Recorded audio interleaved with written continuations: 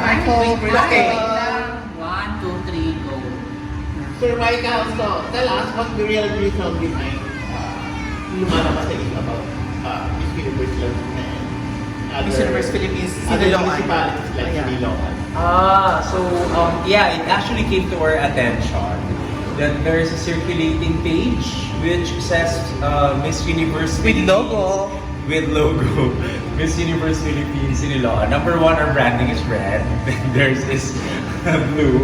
But kidding aside, we all know that Laguna only has one franchise for Miss Universe Philippines, which is under the local directorship of Miss Carly de Guzman, and I am your overall project director.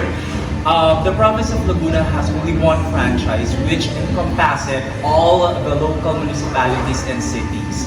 So for this year's competition, we're actually giving away 2 crowns, one which will bear Miss Universe Philippines Laguna and the other one with a component city.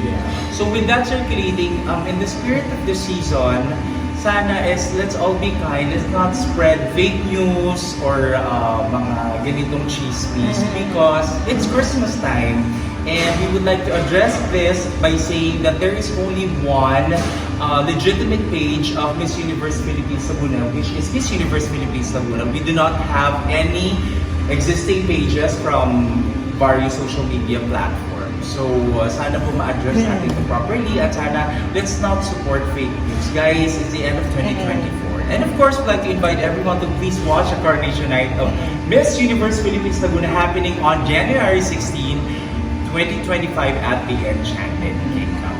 So, fake news yung lumalabas na MUPH Siniloan.